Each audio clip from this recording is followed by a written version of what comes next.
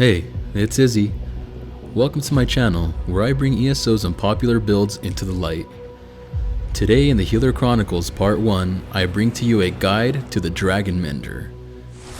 Enjoy!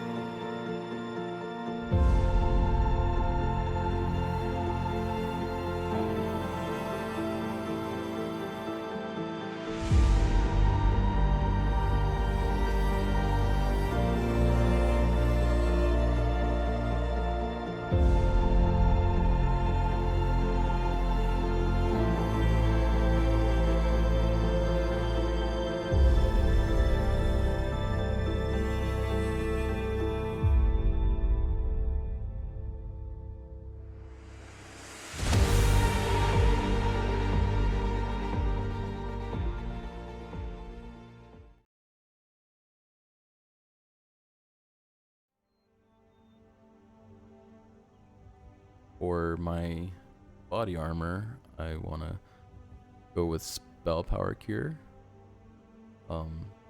Has really good resources that it gives you. You get a lot of max magicka, and your 4-piece gives you weapon and spell damage. And the main set bonus, whenever you heal yourself, excuse me, whenever you overheal yourself or an ally, give the target a major buff, major courage, for 5 seconds. It increases their weapon and spell damage by 430.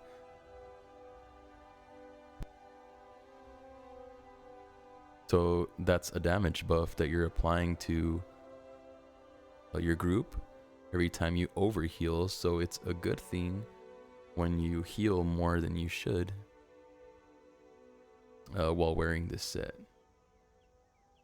Next, for jewelry, we have Winter's Respite, jewelry and weapon. Winter's Respite is I think it's Western Skyrim Overland set. This can be purchased at any trader. It's relatively cheap now. For the most part, you don't have to always have the maximum quality, but you know, it's always better if you can. For mine, I have infused as my trait, my jewelry, with spell damage enchantment on all three. For my front bar staff, I have the perfected Master Restorations. So this staff is a resource staff. It's very great for healing because it works together with your illustrious healing ability. So I don't know why I have precise on this. Probably powered would be better trait to have on there. I don't think I've done the trait and enchantment on this wholly yet, so you can go powered, and then I do have a Magicka absorb enchantment on there, so every time I attack or heavy attack, I'm restoring Magicka. The set bonus for the restoration staff, by the way, this staff you can obtain in Dragonstar Arena. The perfected version, of course, you get in the veteran version of Dragonstar Arena. The 2 set bonus, the first one adds 877 max Magicka. Final set bonus, the initial heal of Grand Healing invigorates you and your group members, affected for 6 seconds, restoring 244 Magicka and stamina every 2 seconds. So this staff is also helping your group's recovery with resources, and that's why it's so good, because everything inside of your illustrious healing ability, this one right here, really quick, illustrious healing, everything inside of that, while having it on your front bar, which is where you have your Master Restoration staff, everything inside of that is going to be receiving that buff from the Master Restoration staff. That's the reason I have these 2 abilities, mainly my illustrious healing ability on my front bar with the Master Restoration staff. On my back bar, I have the Ice Staff of Winter's Respite. And the reason I have this here on my back bar is because when I swap back to my back bar, I have Cinderstorm. Now instead of Cinderstorm, you can trade that off for Wall of Elements or Elemental Blockade. But the reason I have Cinderstorm is because it's you can apply the AoE that you can apply at a range. So I use that kind of like as a safety, where you're able to stand back and apply Winter's Respite wherever you drop Cinderstorm. So it's pretty cool. You don't have to be in the middle of everything. You can stand back, as usually you do as a healer, and apply Winter's Respite from a distance. Instead, with Wall of Elements or Elemental Blockade, you would have to be basically on top of your party to be able to apply the Winter's Respite ability. So that's the reason I have the Winter's Respite Ice Staff on my back bar. So with Cinderstorm, I'll be explaining this a little bit later here. You can apply the Winter's Respite ability wherever you want, you know, as far as it lets you go. 22 meters, it says it's the range, which is a really good range. And I don't think I read out the Winter's Respite set bonuses here. So we have Magica Recovery, Max Magica. The 4-piece is more Max Magica. The final set bonus, which is the bread and butter of this build. Casting abilities that leave an effect on the ground. Thunderstorm. Will create a circle of healing frost for 10 seconds. You and your group members restore 3966. That can change probably. Health every 2 seconds while inside the circle. The effect can occur once every 10 seconds and scales, so it does change, off the higher of your max magica or stamina. So this is the reason that I have Thunderstorm on my back bar. You can apply Winter's Respite wherever you want. I can demonstrate that very quickly. Got Cinderstorm. See the circle on the ground there. These platforms probably won't allow for you to see the circle. Here, so let's say your friends, you know, you're healing, your friends are over there. You can apply this Winter's Respite over there. You can see the frost on the ground. And you're also applying the Cinderstorm ability on the ground, which is a damage dot and a heal for your party. So you're setting down a good amount of healing there just with that. You know, you have Illustrious Healing, and then you can drop your Cinderstorm over there. That alone is a lot of healing. I think for gear, that's pretty much gonna do it. Real quickly for food, which Mother Potent's Brew is probably the cheaper option. It works really well. You have good Magica recovery. You have increased max health Magica, and you can also do Clockwork delay. It's a lot more expensive.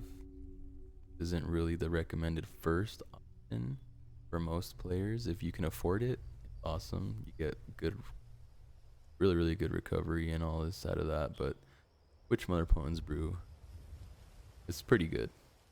I mean, this will get you by a lot. It's not that very big of a difference.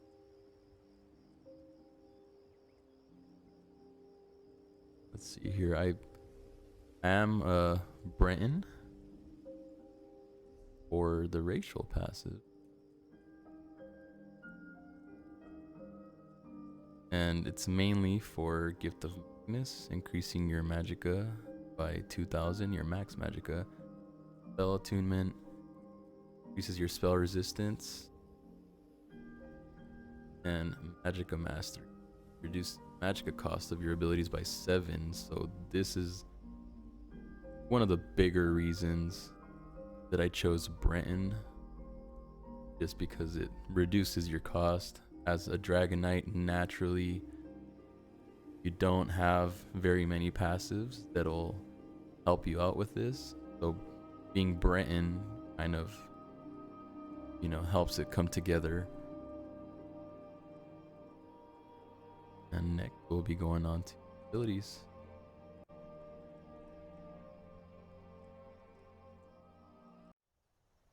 Okay, so for abilities, on my front bar I have Radiant Regeneration, the heal over time that you apply with your staff, located here in the Restoration staff section of the weapons. And secondly, Illustrious Healing. This is an AoE heal that you apply ground. Cauterize. Activate an aura of flames, which launches a fireball at yourself or an ally to cauterize their wounds every 5 seconds, healing them for 6500 health. While slotted, you gain Major Prophecy and Savagery, increasing your weapon critical spell and weapon critical rating by 2629.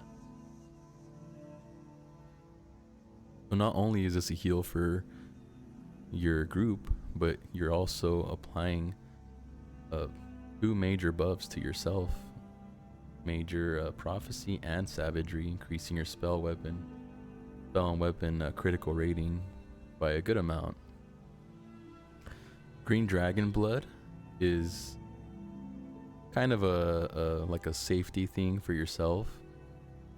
Gain major fortitude, major endurance, minor vitality, increasing your health recovery, stamina recovery by 30%, and increasing your healing received by 8% for 23 seconds.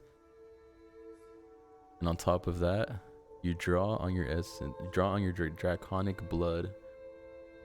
You heal yourself for 38% of your missing health. So this is kind of like you can apply this in a lot of situations. And I mean, this is just overall, Green Dragon Blood is a very, very good ability for sustainability. You want to keep yourself alive, use Green Dragon Blood. I mean, it's decreasing the amount of damage you're taking. It's increasing your resource recovery by a lot. 30% is amazing. And your healing received. So if you're standing in your own healing, you know, you're getting 8% of that. 8% more from your healing. So it's a very great ability to have here. Igneous Weapons is a buff for yourself and your group. You're applying major brutality and major sorcery, increasing everyone's weapon and spell damage by 20% for a minute and a half. 1.2 minutes. Not sure. I don't think that's what. 1.2 minutes. So it's a pretty long buff, but it's great for, I mean, in case someone isn't using buffs, people aren't buffing themselves with any of these abilities. At least you're applying it, and it's a long duration, so you don't really have to worry about it when you apply it. Usually fights will last around the same time. Ultimate, Standard of Might. You want to drop your Dragonknight standard. Calling down a battle standard, dealing damage every 1 second for 20 seconds. And you apply Major Defile to your enemies, reducing their healing, receipt, and health recovery by.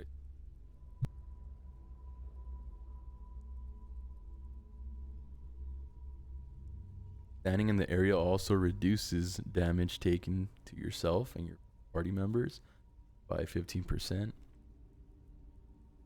And any ally standing in the standard can activate Shackle. So it's an activation. I think you hit X and it'll shackle the enemies in one spot, keeping them in that area so they're burning in your Standard of Might, while also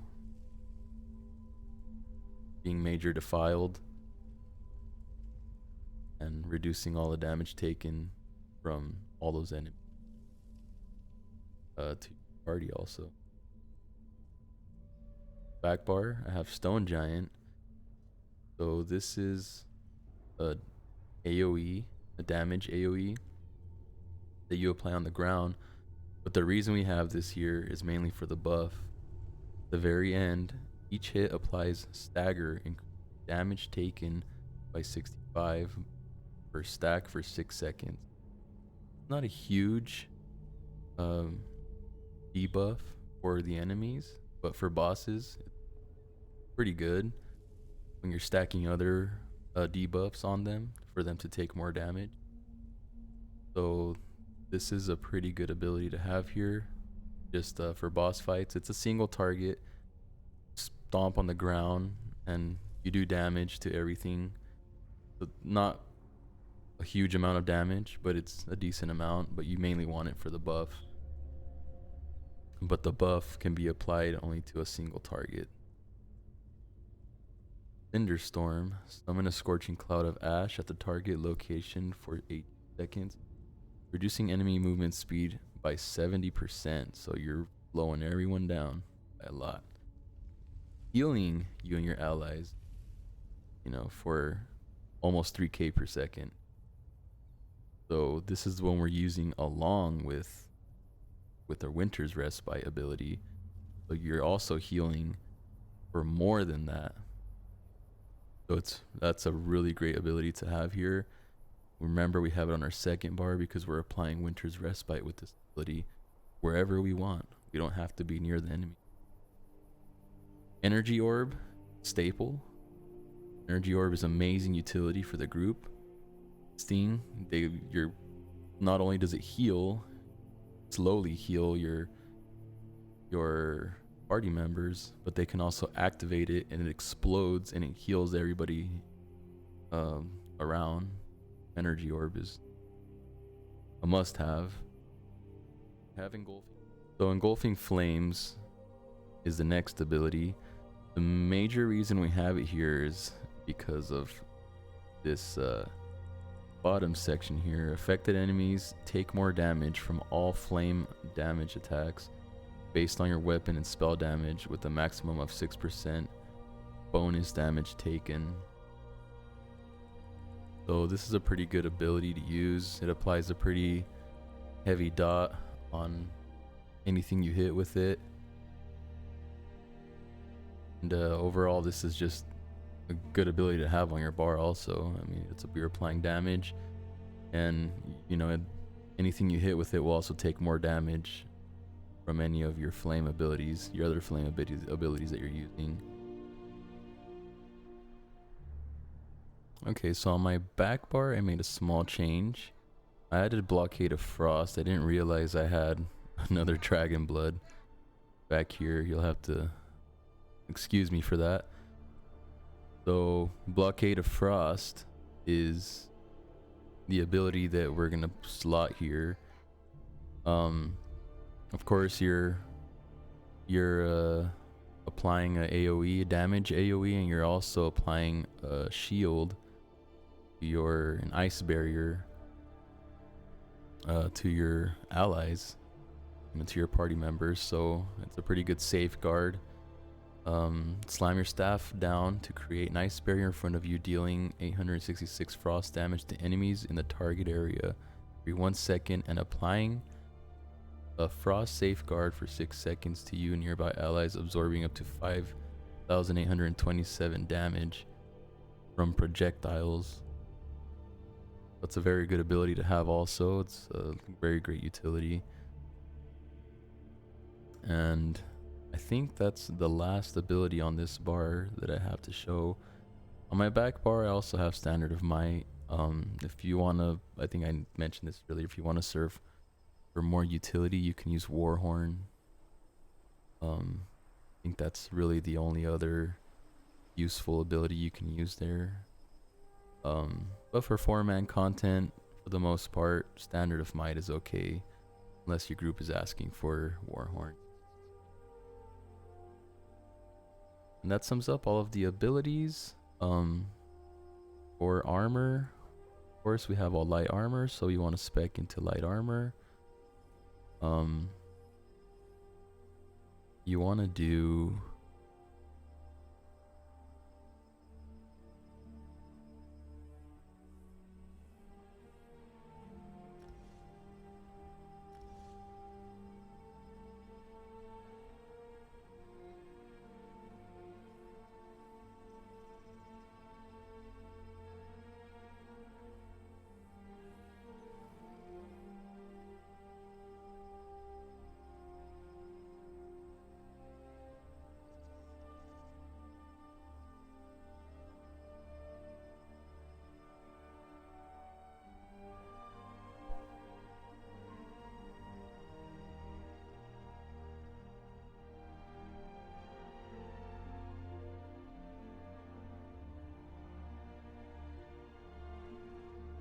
So I think for abilities, that's gonna pretty much do it. For the armor, passive abilities, I do have everything spec'd into light armor, agility and medium armor, so probably wearing a medium shoulder piece, and you can wear a heavy headpiece if you'd like. just to mix things up.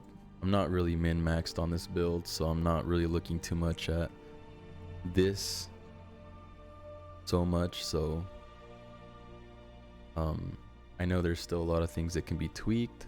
It's just a quick build that I wanted to share with you guys. Of course, we saw the racial passives earlier. We are Brenton, and the racial passives, the reason why, it really helps out the whole build together. And next, I'm gonna move on to champion points. Okay, so for champion points, the warfare tree is really the only tree you're gonna be looking at here for your main healing abilities. You know, it's gonna be helping pretty much just that. Pretty much anything on the fitness and crafting tree is your preference. You can choose whatever you'd like. For this build, I have Enlivening Overflow. Overhealing yourself or an ally grants them health, magic, or stamina recovery equal to 0.5% of your max magicka up to a cap of 150 for 6 seconds. It occurs every 12 seconds. So I thought this was pretty cool to slot in there, since we're already doing a lot of recovery with Symphony of Blades, Master Restoration Staff. You know, we're applying that recovery already, so adding this to the mix would be applying more recovery. So I thought it would be kind of neat just to slot that in there. Next, Rejuvenator. Just a weapon and spell damage buff to your healing abilities, which is what we want. I looked at everything else. This is probably one of the better ones that I could pick. That's most useful. Soothing Tide increases healing done by area of effect heals by 2% every stage, up to 10% healing. That's definitely a must. Swift Renewal increases healing done with overtime healing effects 2% per stage. You got another 10% healing buff for your dots, which is gonna help pretty much all your heals or dots at this point. So I mean, this combination here is probably gonna be one of the better ones, or if not the best, for I would say most healing classes out there. This is a pretty standard setup here. Maybe Enlivening Overflow can be switched off for some other things depending on your class, but this is what I have for this build. On the fitness tree, I have Rejuvenation. It's just recovery for all 3 resources. Spirit Mastery, just for faster reses. Siphoning spells, whenever we kill an enemy, gain resources. I have the same, but for stamina. Bloody Renew. But this isn't really, fitness doesn't matter, craft doesn't matter. You can, whatever preference you would like, doesn't really matter to. Survivability maybe in fitness a little bit, but it's not that huge of a difference. And that'll do it for champion points. Okay, so for rotation, I'm here at my training dummy. First, you're gonna wanna buff your group with igneous weapons. Make sure that's pretty much always up. Next, you probably want to apply a radiant regen. Then drop illustrious healing, cauterize, go up to back bar, and you can drop either wall, thunderstorm, energy orb. Really, there really isn't a set rotation for this. You know, we're not really parsing for healing here. We're just making sure that our teammates don't die. And we also want to keep buffs going. So, I mean, let's say igneous weapons. You want to drop illustrious healing, radiant regen, pop a cinder or pop a cauterize, do wall, Drop Cinder Storm, good heals. You got good heals in the center there, Energy Orb. You want to do hit him with Stagger, Stone Giant. Apply Wall. Hit him with Engulfing Flames. Just kind of keep everything up. Do some heavy attacks in between just for resource recovery. Keep applying a Stone Giant for Stagger. Thunderstorm. Wall. Energy Orb. Illustrious Healing. Radiant Regen. Like I said, we're not doing the whole min-max thing right now. This is just a cool build. I thought I would show you guys.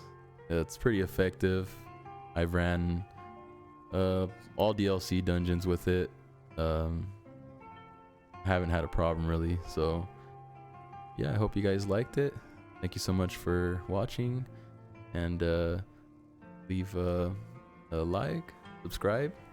It would really go a long way. I'd really appreciate it. It would help me to create more content in the future. And also, if you have any suggestions, any questions about this, anything you'd like to see out of any other class, maybe like some underdog build that you think might not work, let me know, and I'll prove you guys wrong. I'll most likely make it work. So thanks for everything, guys. Don't forget to leave a comment. Let me know how I'm doing. That goes a long way too. It helps me out with my content. Thanks, guys. Have a nice day.